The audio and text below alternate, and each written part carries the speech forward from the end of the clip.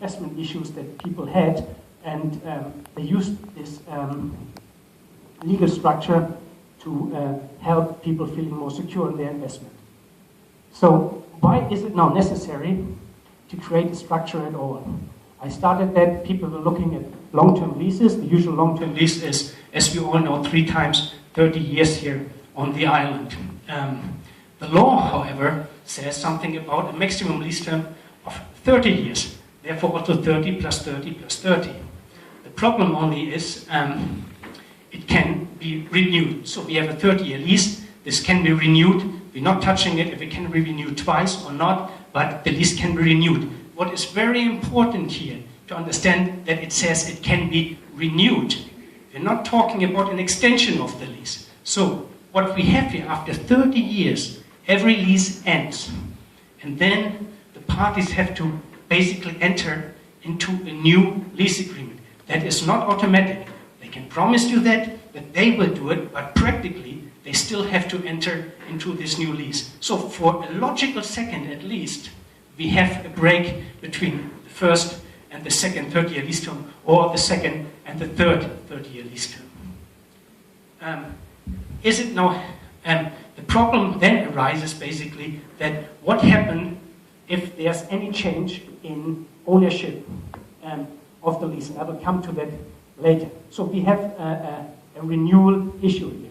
So we're looking at the secured leasehold structure and find why we create this structure. And it is because the collective owners will have an incentive to renew their lease. So in 30 years' time, they go back to themselves and renew their own leases. They don't have to go to another third person or a lessee whom they do not control and ask for a renewal. But this structure leaves certain issues not addressed. And the main point here, and we will all see that when the first 30-year leases come to an end, is a tax issue. The problem is that in all these 30 plus 30 plus 30 leases, we have a prepayment of the lease for 90 years. The issue is that the tax authorities basically tax the whole prepayment for 90 years already in 30 years. So what we have in 30 years' time then is that there is no additional taxable lease income here that the revenue department requests you to pay tax upon. And here, I don't want to read it, this is our example here. What could happen in the worst case scenario is if there's no more lease income and they assess you on a certain lease income. What we also have sometimes is lease payment, like the next 30 years 100,000 baht or another 100,000 baht, whereby the original lease is 5 million baht or something. As you can imagine, that 100,000 baht for a 30-year lease term might be contractual okay, but tax-wise it is not okay. And you will be in danger that the revenue department will not accept this 100,000 baht figure in 30 years' time and say, that's fine, whatever you agreed 100,000, but we assess you on a much higher value. And that is also not the 5 million baht you initially agreed on. That might be even in 30 years' time, 10 million baht. And you will end up being obligated to pay a high tax bill, and who will basically pay for that. The next issues are the typical issues if you have a company that owns land in Thailand. Who is and will be the Thai shareholder? The structure, the collective leasehold structure, doesn't help you there. We still have the problem that somebody there will need to be an individual at the end of the line. We will need an individual who is willing to participate in that company, in this collective leasehold company, forever as a Thai shareholder. And if this Thai shareholder is the appropriate shareholder, it will depend on the interpretation of the law in 30 years, or over 90 years actually, and you are at risk all the time that this Thai shareholder will be considered a nominee at one point of time.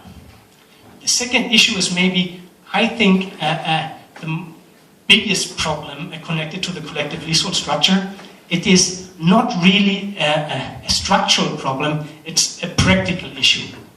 It is at what point of time the handover of the offshore company shares will take place. The problem is, as you can imagine, that in a development of, let's say, 20 villas, the developer is not willing to hand over the shares before the development is sold out. what happens actually now on this island is that we have half-sold developments using that structure, selling the structure as a secured lease, but having sold maybe 12 villas, and nobody received their offshore share. So practically, the whole structure depends on the handover of this offshore share. As long as this doesn't take place, the security is not there. So basically, if an investor buys into that structure, he is at risk that over the years until the development is sold out, he doesn't receive the security. And we practically had this issue recently where there was a villa development. After like 6 years or so, the buyer wanted to sell his property. And he explained to his buyer, we have this leasehold structure, but he never received a share. So the buyer basically